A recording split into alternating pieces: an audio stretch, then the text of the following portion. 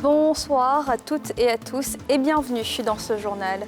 En solidarité avec les fidèles musulmans, le président de la République a fait un important don ce mercredi au COSIM.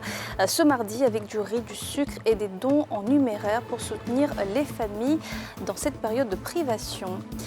Le drame à Bouaké, un jeune de 15 ans a été tué par des enfants en conflit avec la loi. La famille est inconsolable et les habitants réclament justice et plus de sécurité. Et puis, Big Togo, on veut marcher. C'est le slogan scandé ce matin devant la mairie de Yopougon par les commerçantes du marché Siporex dont les étals ont été détruits pour la construction d'un nouvel espace pour les accueillir. Solidarité et partage des valeurs au cœur du Ramadan. Ce mardi, le président de la République et celui de l'Assemblée nationale ont apporté leur soutien aux fidèles musulmans avec des dons en vivres et en espèces afin de les accompagner durant ce mois sacré. Le constat de Moussa Nikema et de Cheikh Bleu. À l'occasion de l'édition 2025 du Ramadan en Côte d'Ivoire, le COSIM, Conseil supérieur des imams, des mosquées et des affaires islamiques, a reçu un important don en vivres et non-vivres de la part du chef de l'État ivoirien. Une donation pour accompagner les jeûneurs. Pour ce qui concerne le COSIM, nous sommes porteurs de 6,25 tonnes de sucre, de 5,68 tonnes de riz et en numéraire de 1 500 000 francs, symbolique. Quant à l'ensemble du territoire, ce sont au total 419,5 tonnes de sucre et 431,9 tonnes de riz que le président offre à la communauté musulmane et qui, en ce moment même, sont acheminés dans tout le territoire. À travers ce geste, le président souhaite contribuer symboliquement à la charge importante qu'impose aux familles le mois de Ramadan. À son tour, le cheikh Ousmane Diakité a remercié le donateur avant de lui adresser des prières. Je voudrais vous demander, chargé de transmettre à M. le Président de la République, les remerciements et la gratitude des guides religieux musulmans. Dites merci à M. le Président. Et dites à M. le Président que les imams sont pleinement engagés à continuer de prier pour lui-même, pour sa famille, pour son gouvernement, pour tous ses collaborateurs et pour toute la Côte d'Ivoire. 9e mois du calendrier hégirien, le Ramadan est consacré au jeûne pour les musulmans. À travers ces donations, les bienfaiteurs souhaitent soulager les familles musulmanes et contribuer à la bonne tenue du jeûne musulman.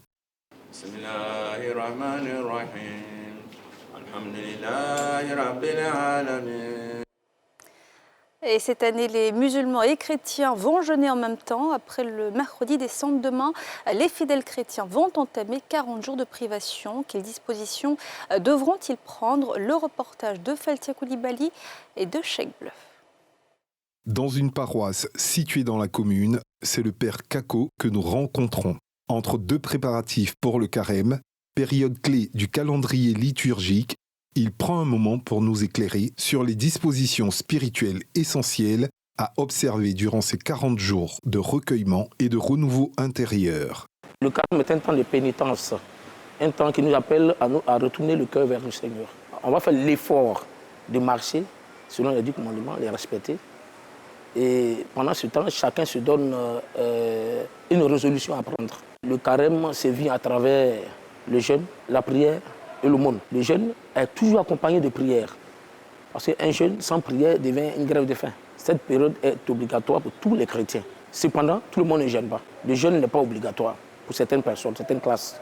Cette quête spirituelle implique aussi des restrictions alimentaires qui ne sont pas anodines. L'Église encourage le jeûne et l'abstinence, notamment en limitant la consommation et en réduisant la quantité des repas certains jours. Une pratique qui peut avoir des effets sur l'organisme. Dr Naoum, nutritionniste, est clair sur les dispositions sanitaires à adopter durant ces 40 jours. Si vous avez une alimentation qui est équilibrée, avec des fruits, avec des légumes, avec du riz, avec de la viande, avec un peu de tout, sans exagération, vous n'aurez pas de carence. Les fruits doivent se consommer les matins de préférence, des fruits locaux, des fruits frais. On évite aussi les gâteaux, on évite les desserts, on évite les biscuits. On évite tout ce qui est transformé et ultra transformé. Puisque le corps va être en phase de nettoyage. Le jeûne, c'est un nettoyage du corps. Si les personnes âgées sont en bonne santé, qu'elles n'ont pas de soucis physiques et qu'elles sentent qu'elles peuvent se permettre de jeûner selon le carême chrétien, il n'y a pas de souci. Mais si elles ont des problèmes de santé, parce que le jeûne, chrétien comme musulman, on ne peut pas le faire si on est dans un état de santé critique. Ce n'est pas tout le monde qui peut se permettre de le faire. Donc d'un point de vue médical, il faut que la personne écoute son corps, il faut qu'elle regarde si elle a des maladies qui peuvent potentiellement entraver le jeûne. Alors qu'il ne reste plus que 2 jours, les fidèles s'adaptent et préparent ce moment particulier de privation. Direction Boaké, où le quartier de la zone industrielle a été secoué par un drame. Dimanche, un jeune de 15 ans a perdu la vie dans une attaque menée par des enfants en conflit avec la loi, encore appelée microbe. La famille pleure et les habitants réclament justice et plus de sécurité. Le récit de Salif Yalekoué. Boaké, capitale du Béké. Dans le quartier de la zone industrielle, les habitants ont vécu des heures chaudes dimanche nuit avec une irruption des enfants en conflit avec la loi, armés d'armes blanches appelées microbes par la population. On était là, d'un seul coup on a vu des jeunes armés de gourdins, de cailloux, de machettes. Ils ont commencé à casser tout ce qu'ils voyaient.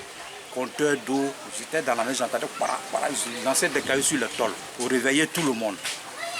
Vraiment, on était paniqués. J'étais dans le concert, j'ai vu là-bas, il y avait des poursuites entre les jeunes du quartier et d'autres jeunes. Ça n'a pas été facile. Junior Ouattara, âgé de 15 ans, qui était avec ses amis, a été malheureusement tué lors de l'attaque des délinquants. Une mort tragique qui a choqué tout le quartier. La famille du jeune homme est inconsolable. Ça fait comme si c'est feu qui est dans mon cœur. Le papa est décédé, il était tout petit. Il a dit, c'est lui qui est mon mari, c'est lui qui est mon tout. Il vient à la maison ici. C'est moi, je lave ses habits. Il est venu et dit, maman, il faut laver mes habits. J'ai dit, d'accord. Aujourd'hui est dimanche. Lundi, je vais laver tes habits. C'est ce que mon enfant en a parlé. Je viens à la maison, on me dit que mon enfant est mort. Et je me dis, ça me fait mal. Je ne sais pas comment ça s'est passé. Je ne sais pas. Je ne sais même pas où je suis. Je ne sais pas. Je ne sais pas où moi-même où je suis là, mais je ne sais pas. Tous réclament justice et appellent les autorités et les forces de l'ordre à plus de sécurité. Vraiment, nous sommes beaucoup choqués depuis des années. On a plusieurs fois fait appel aux autorités, telles que la police. Des délinquants de rien du tout viennent nous attaquer. On ne peut même pas chacun même ne peut même pas se reposer devant sa cour. Nous sommes assis, tout d'un coup, on les voit rentrer avec des maquettes de partout. Il y a quoi? On est obligé de se cacher, on est fatigué de se cacher. Ils n'ont qu'à avoir pitié de nous, ils n'ont qu'à nous aider. Ils n'ont qu'à avoir pitié de nous. Vous sauvez-nous dans notre quartier. Ils n'ont qu'à faire sécurité. La métropole du centre se transforme depuis quelques années. Les populations confrontées à l'insécurité souhaitent bénéficier de cette embellie, d'où l'appel aux autorités compétentes. Big Togo, on veut marcher. Ce slogan a résonné avec force ce matin devant la mairie de Yopougon, où près d'une centaine de commerçantes du marché Siporex ont exprimé leur colère. Pourquoi et que dit la mairie? Reportage de Faltia Koulibaly et de Zécré Joseph. Ici, ce sont des commerçants du marché de Siporex venus exprimer leur mécontentement à la mairie de Yopougon. Le marché est en train d'être détruit. Hier lundi, elles ont reçu la visite de lourds engins qui ont fait irruption sur le site. Les bulldozers et les pelleteuses se sont mis à la tâche. Ces femmes voient leur unique source de revenus disparaître. Nous, on a su, on a vu machine. On a vu machine. On ne sait pas qui a envoyé machine. Voilà pourquoi c'est le maire, nous on connaît. Voilà pourquoi nous sommes venus chez le maire. La dernière fois, ils sont partis casser. Ils nous ont promis qu'ils allaient finir d'abord le marché de Gesco. À notre grande surprise, ils sont venus tomber sur nous hier pour venir casser le marché. Donc nous sommes venus devant le maire pour savoir ce qui se passe. Après avoir recueilli les témoignages des victimes, nous avons rencontré l'adjoint au maire, qui a tenu à faire des clarifications sur le sujet. À l'origine, ce n'est pas la mairie qui les déguerpit, c'est le district d'Abidjan qui décide, sur injonction du ministère de l'Enseignement technique, de libérer cet endroit. Parce que les femmes, avec les parasols, vraiment barraient l'œuvre des lycées. Mais le maire de la commune de Yopougon, son excellent Adama Bitogo, a considéré que ces femmes devaient être logées dans le nouveau marché en construction au niveau de GESCO, le marché des gros et des demi-gros. Mais ces ouvrages au niveau du marché des gros et des demi-gros au niveau de GESCO est censé finir dans le 7e, 8e mois de cette année. Yopougon, Port-Boué 2. C'est ici que le marché de Siporex sera relocalisé après sa démolition. Quelques commerçantes se sont déjà installées malgré elles. Et retrouvailles ce mardi entre le commandement du corps d'élite de l'armée ivoirienne et ses hommes, un moment de convivialité pour renforcer la cohésion et s'engager à relever les défis sécuritaires de 2025. Le constat de Thiemé Danger et de Fulgenski Siedou. La gendarmerie nationale aura été de tous les théâtres opérationnels en 2024. Au bout du dévouement des hommes, un bond qualitatif de l'indice national de sécurité, une efficacité que les hommes de la maréchaussée ivoirienne sont prêts à renforcer. Un engagement fort est pris et exprimé dans ce sens à la tribune des échanges de vœux avec la hiérarchie de l'institution de défense et de sécurité du pays. Une occasion pour rassurer le commandement de toujours servir conformément à la devise du corps d'élite, pour la patrie, pour la loi. Messieurs les officiers, vous êtes, aux côtés du commandant supérieur, les architectes d'une gendarmerie moderne et innovante. Et nous nous tenons à vos côtés pour soutenir vos initiatives avec détermination dans le sens de la mission qui nous est confiée. Quant à nous, tous officiers, nous continuerons d'œuvrer à garder notre esprit de corps et notre détermination collective. Ensemble, dans l'unité, nous travaillerons à rester toujours à la hauteur des attentes placées en nous pour contrer les menaces et relever les défis à venir. Nous tenons à exprimer notre profonde gratitude pour toutes ces performances, tout en réitérant nos souhaits les meilleurs pour 2025. Santé, longévité, paix intérieure, sérénité, succès les accompagnent. Que le Tout-Puissant étende sa main sur toute la corporation, afin que, dans le bonheur total, arrive 2026, selon vos aspirations profondes et votre leadership inspirant. Cet engagement à continuer d'honorer l'arme et le drapeau réjouit l'officier général à la tête de la maréchaussée ivoirienne.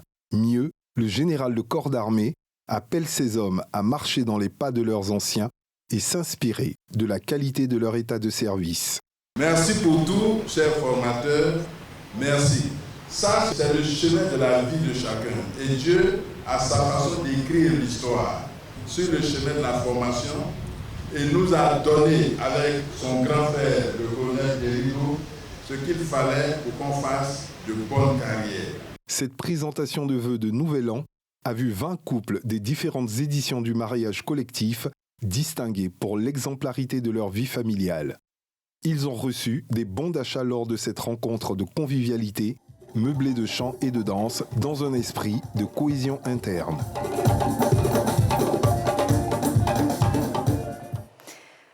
Comme chaque année, plusieurs écoles primaires célèbrent Mardi Gras à travers des déguisements et des parades d'enfants. Une fête qui évolue et qui véhicule aussi aujourd'hui des messages forts, comme nous le montrent dans ce reportage Nadja Edja et Tanguy Konan.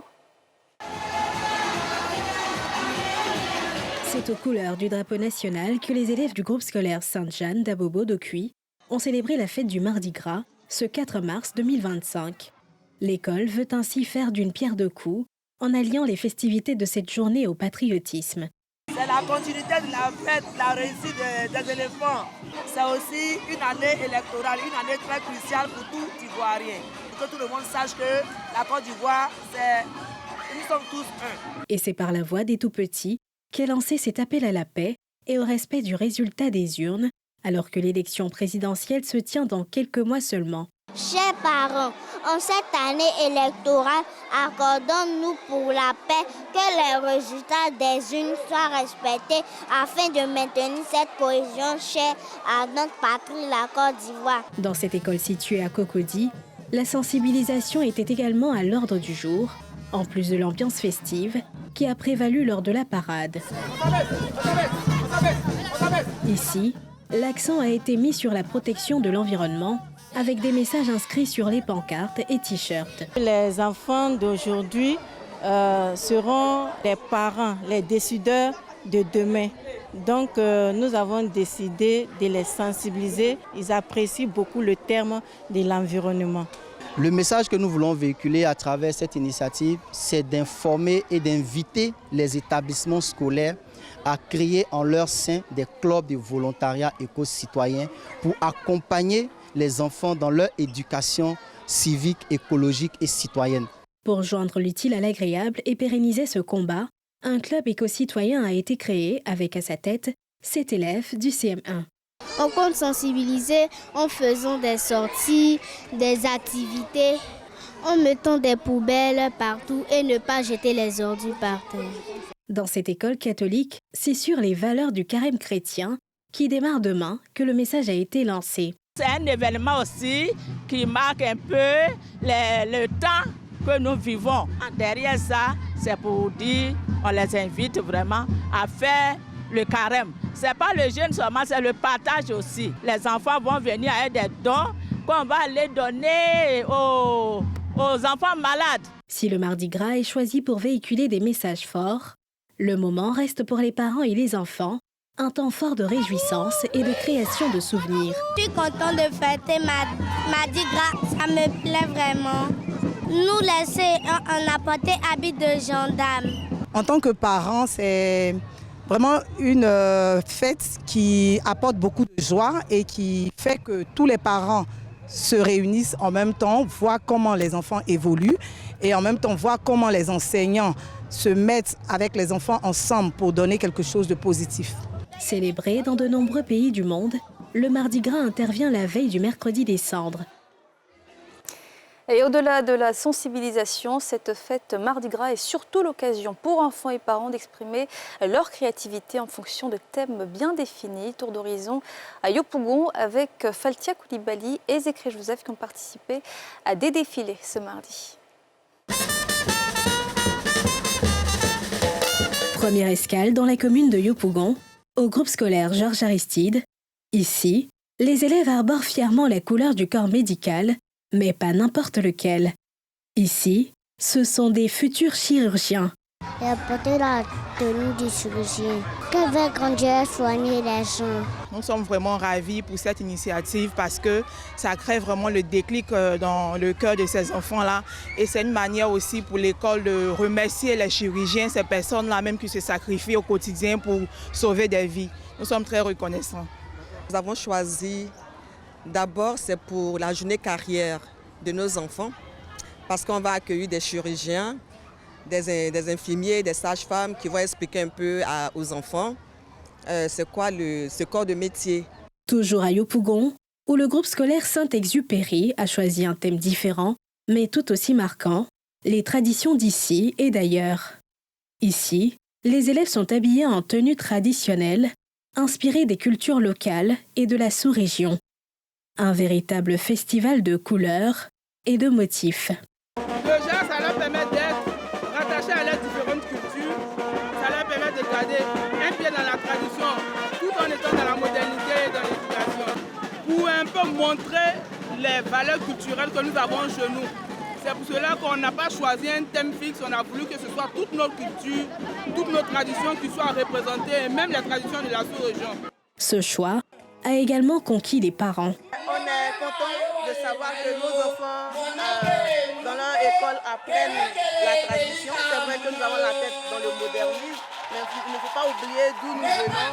Et c'est une belle initiative que l'école ramène nos enfants aux sources, ramène nos enfants à la culture, parce qu'un peuple sans culture est un peuple sans avenir. Entre patriotisme et ouverture au monde, chaque école a su faire de ce Mardi Gras un moment inoubliable. Les élèves, eux, ont pris plaisir à incarner ces thèmes à travers leurs costumes et leurs chorégraphies. Une journée festive qui restera gravée dans les mémoires des tout-petits, dont les costumes et déguisements racontent une histoire et transmettent un message. Et voilà, c'est la fin de ce journal. Merci de l'avoir suivi. Excellente soirée à toutes et à tous.